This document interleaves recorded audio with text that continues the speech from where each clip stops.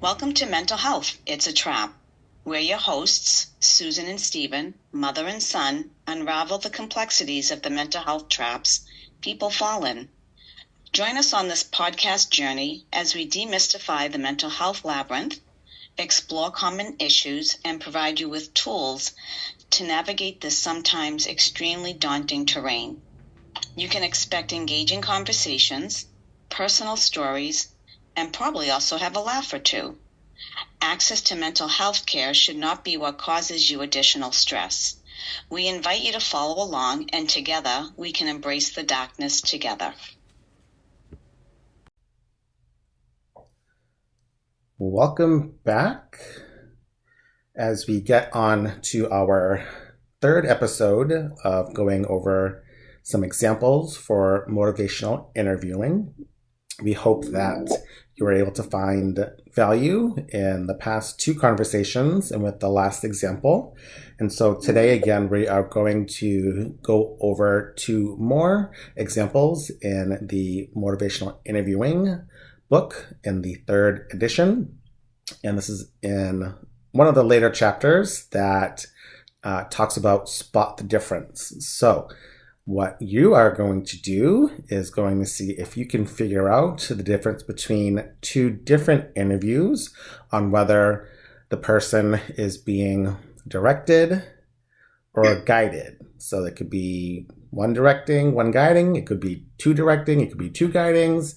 So we're not going to give it away. We're just going to see what your thoughts are. And it will be Counselor A, which is one scenario, and Counselor B, which will be the second scenario. So we will start off with Counselor A. Good morning. We are talking today because we don't want you to have an HIV positive baby. It's difficult because what about if my husband wants to have sex with me? You need to use a condom. But he doesn't want to use a condom. The problem is that you can get reinfected. For the sake of your baby, you need to discuss this with your husband if you want this baby. Yes, I want the baby. Well, if you want a healthy baby, you need to discuss this and work it out with your husband to use condoms as responsible parents. But he gets mad and hits me sometimes. You have to protect your baby. Are you taking your medications? Yes, when I can. Sometimes I miss doses. You really need to take all your medication faithfully. That's very important. If you miss doses, the medicines don't work as well. I do take them most of the time.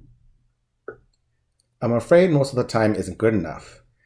You need to take them all as we discussed. I'll try. And how about your diet? Are you eating good food for you and your baby? Yes. Because you are eating for two people now, so watch the beer also. It's not good for the baby. Do you have any questions? No. All right. I'll see you again in 3 weeks. Okay. And scene. So that was Counselor A. So if you want to take a moment, press pause, go to the comments and put, do you think it's directing or guiding? And what are your reasons? If you think it's guiding, why do you think the counselor is guiding? And if you think the counselor is directing, why do you think the counselor is directing? Counselor B scenario. Good morning. I'm glad you came back to see me today. I must do this for my baby. This baby is very important to you, and you want it to be healthy. Yes, I told my husband, and he is supportive, but there are some issues he is not helping me with. He doesn't want to use condoms. The condoms are an issue. We can talk about that, about your medication, your diet, or anything else that's important to you. I want to talk about the medicine. Yes, fine. We can come back to the other things. The medication feels important to you. I know it's very important. If I miss some doses, is that bad? Tell me what difficulty you're having. I don't want my mother to know about this. I hide the medicines from her, but she can see what I'm doing all the time. So sometimes it's a challenge for you to take the medicine on time. Yes, I want to do this for myself and my baby. And sometimes she looks at me strangely. How might you be able to take them without her seeing? When I go to the toilet. That's good. When else could you take them? After she's gone to bed. It sounds like that could work. With just those two options, I think you could take them when you need to, and maybe there are even more possibilities. What do you think? I don't want to miss doses. I'll see how that works. Good. You're right that it's important to take them regularly, and that sounds like a good plan. Now, could we talk a bit about how it's going with your husband and using condoms? All right. And that's the end of the second, I want to say interview, but counseling session. And again, if you think they are guiding, put guiding and give us a couple of suggestions on what it sounds like to guide. And if you think it's directing, put a couple of comments on why you think they're directing.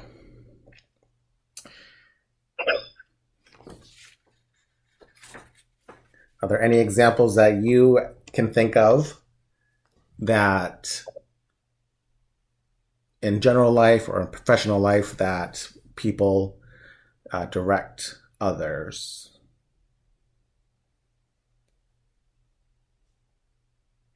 In professional life or everyday life that people direct others? Yeah, either or.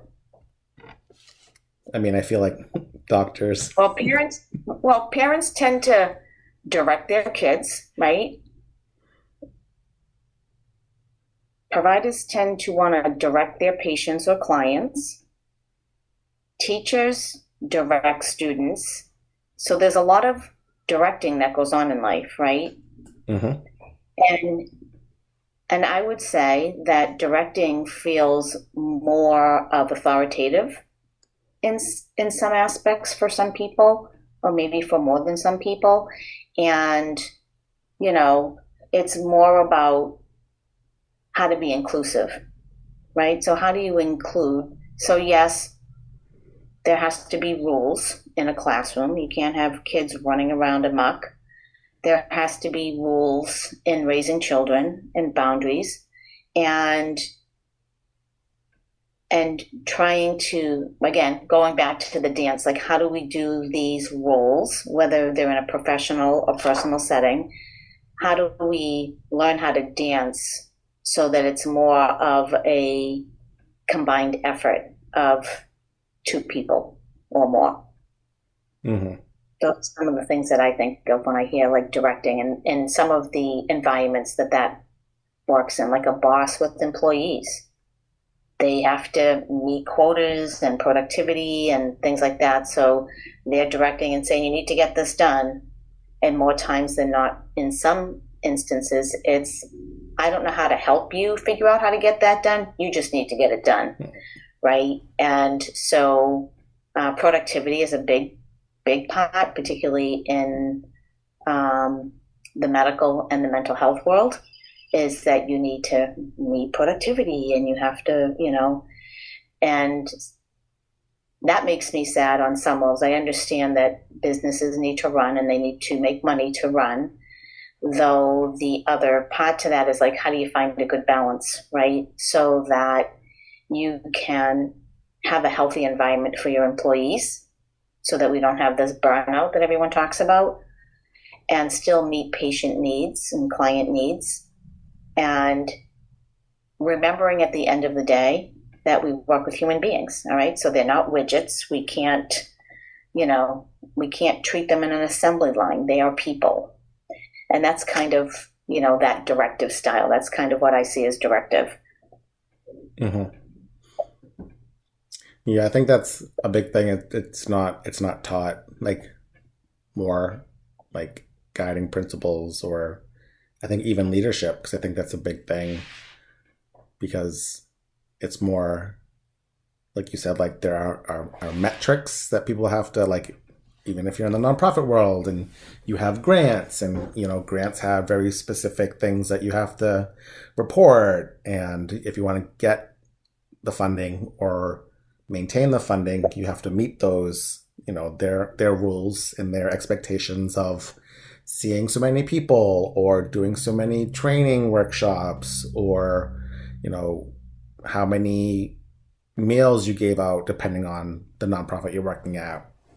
And if you don't meet them, then you could lose that funding. So it's very like black and white, right? Do this, do that.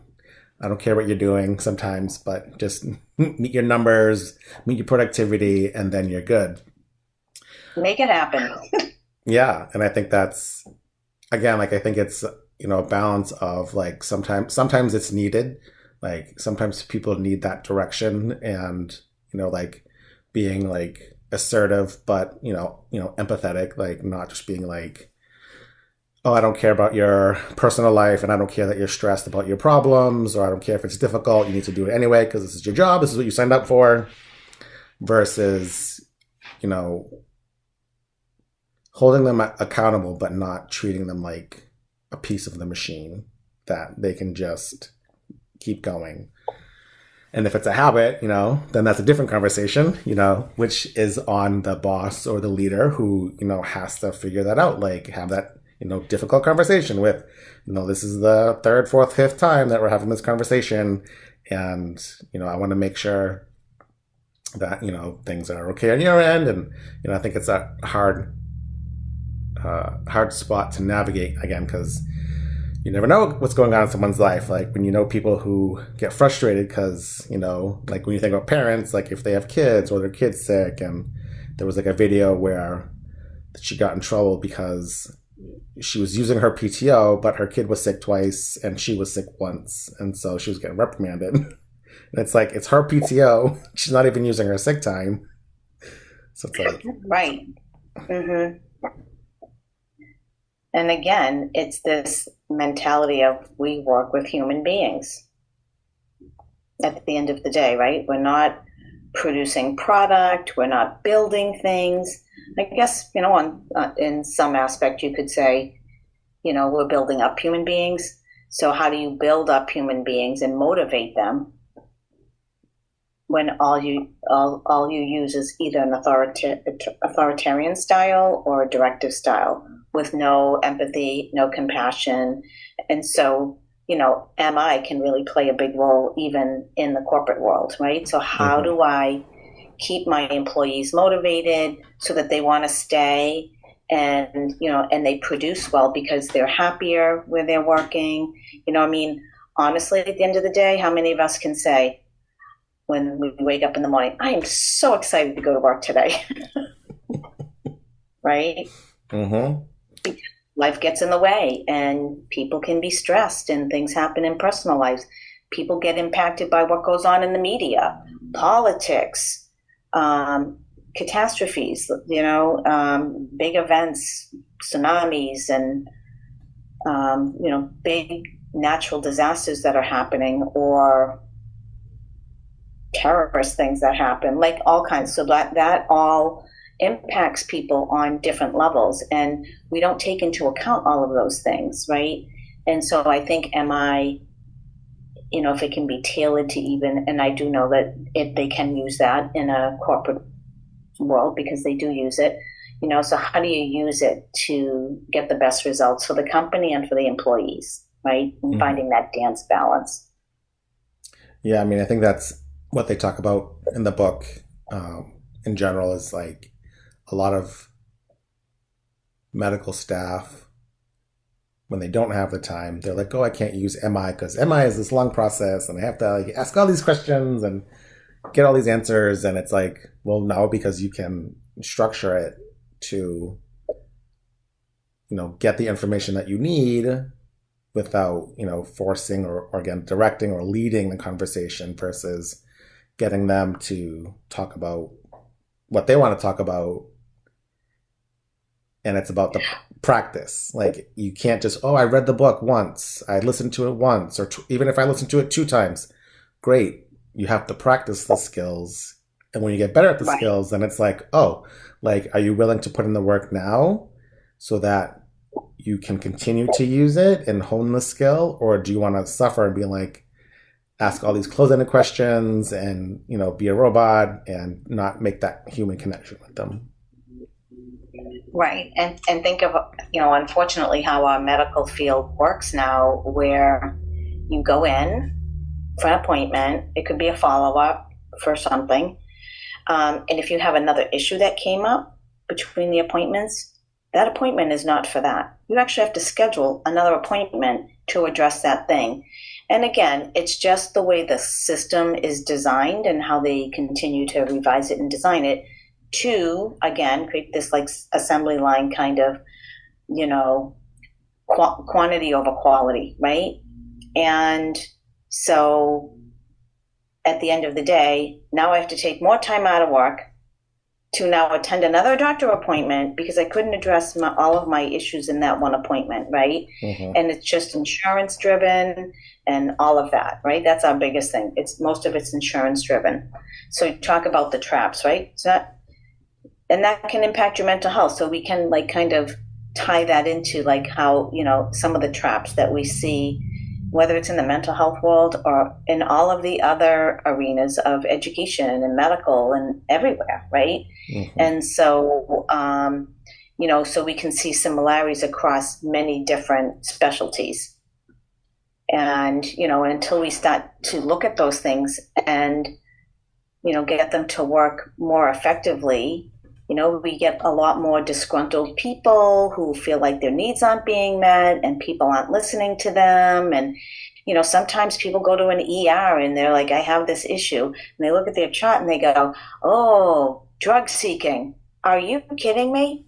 Are you kidding me right now? Did you really just say that? Right? Mm-hmm. And I had that personal experience with a friend who needed support in an ER and talk about the impact to someone's mental health, right?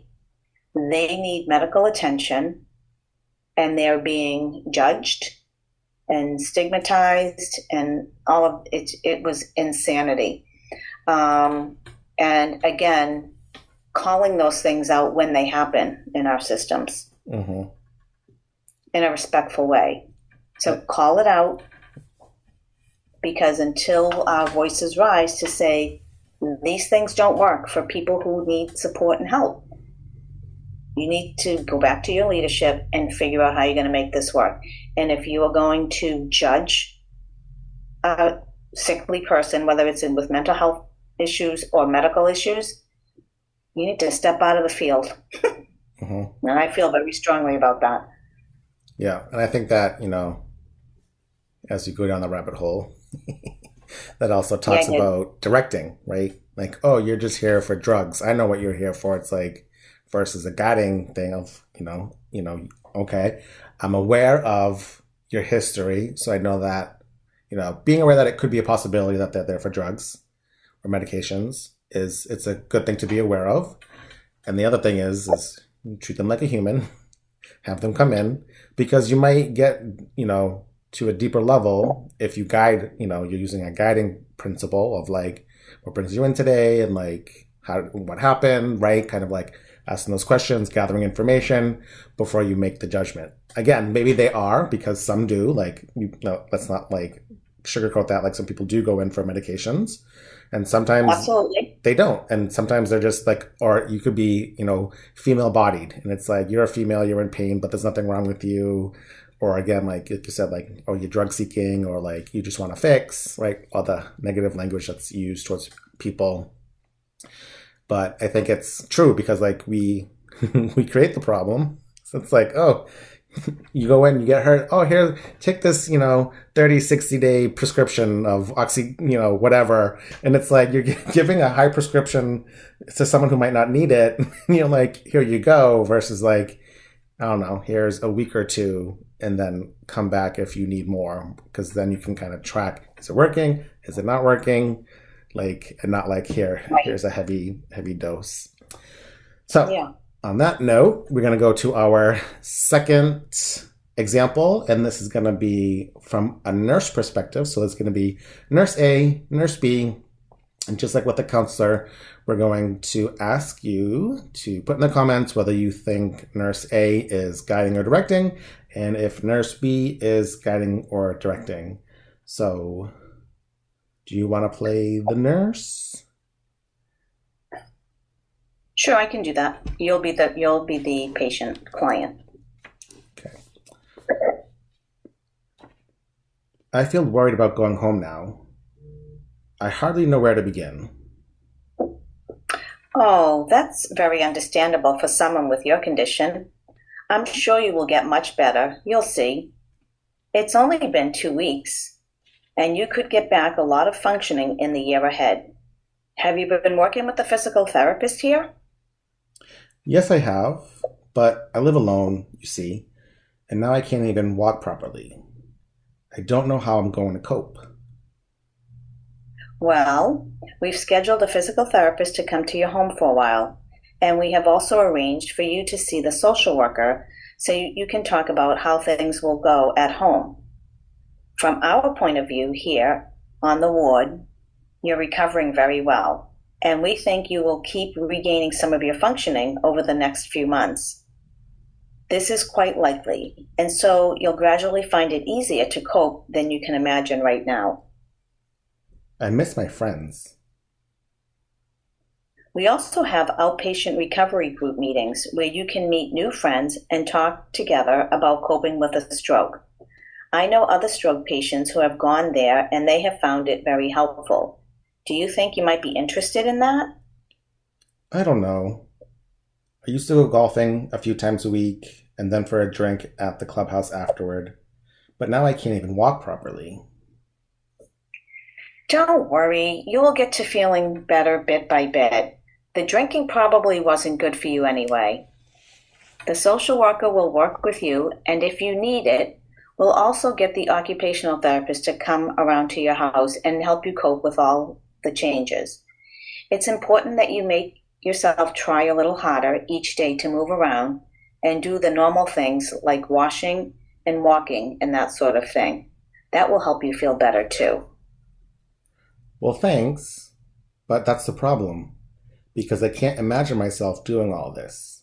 It all feels like too much. You just take it a day at a time. If you like, we can ask the hospital psychologist to come around and talk to you, because I can see you are feeling pretty down about this all. Wouldn't you? How could a psychologist help with my situation? I don't understand. Well, the psychologist can help you to adapt to these changes better and to make the best of your situation. They have a lot of experience in helping people like you. I'm sure you'll do fine. I just don't know. Well, wait until you've had some time to work with the physical therapist, the social worker, and the psychologist. You're just getting started, and it takes time to recover from a stroke like you had. You just need to be patient. I just don't see how it's possible for me to get my life back. Nancy. So. I'm just going to say this. Wow. And that's all I'm going to share. I know. It's interesting. I think this is, again, it makes you think, or it makes you reflect, right? Of like conversations you've had, conversations you've heard. Connecting the dots. So in the comments for nurse A, do you think they are guiding? Do you think they're directing? If you think they're guiding, what are some things that stood out to you? And if you think they're directing, again, what are some things that you think they are doing that are making them be more guiding I don't know. I just confused myself. I can't remember. Oh, directing. Or directing. Yeah, all right. We're going to go for Nurse B and same principle. I feel worried about going home now. I hardly know where to begin. It all seems rather overwhelming for you. That's right. I live alone, you see. And you're wondering how life will turn out now that you've had this stroke. Yes. I like to play a round of golf and have a drink with friends, and now I can't even see how it's possible to get that life back again when I can't even walk properly. It seems like a real uphill struggle. Yes, exactly. More like a mountain. The doctor told me I might get a bit better, but we'll have to wait and see. There's still a lot of time and room for improvement. That's what the doctor says. It's only been 2 weeks. And you've already made good progress. What do you think would help you the most right now? I don't know, but thank you. I need to figure out how to get my life back and carry on, even if it's for my grandchildren. They were here this morning, and that was good. You really enjoy being with them. I was in tears after they left, and I decided that I have to get better. But then the reality hit me that I can't even get to the toilet on my own. Your independence is a very precious thing. Well, I want to go out with my golfing group. It was me who started that foursome 40 years ago. Wow. You've been together for a long time with those friends. Yes, and they came to see me yesterday. It was good to see them, you know? I'll bet they want you back with them one way or another. I can't see how it's possible, and that's what makes me just, well, really upset. I wonder how you could keep in touch with them while you're recovering. They'll come around to see me, I know, and maybe we can do some other things together. Like what? Well, I'll probably be able to have a drink and play cards with them, even if I can't play 18 holes. So it feels like you have a mountain climb ahead of you. It looks so difficult that you can't quite imagine it yet, since this is all so new. And you also have some good friends to go on this journey with you. Is that about right? Yes, that's how I feel. I'll tell you what. How about if I come back tomorrow morning, I'm on duty then, and I'll bring us a cup of tea and we can talk again and see how you're feeling and think together a bit about getting up that mountain. Would that be all right? Yes, thank you. That will be good. It helps to talk about this. So again, in the comments for Nurse B, put whether you think they are directing or guiding. If you think they're directing, what are some examples of directing? And if they are guiding, what are some examples of guiding? I think if you've listened to at least the last 2 episodes when we talked about motivational interviewing, can you recognize, again, ORs, open-ended questions, affirming, reflections, and summarizing? And again, it's a skill to learn, so if you don't, that's okay. This focus today is on, can you hear the differences between Counselor A and Counselor B, Nurse A and Nurse B, which one's directing and which one is guiding? And I think this is a good step to take, again, to learn about motivational interviewing. Even if you never hear it again, I think it's just helpful to hear different examples.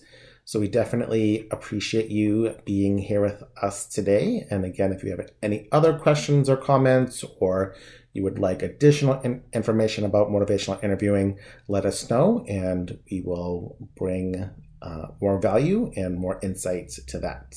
Take care.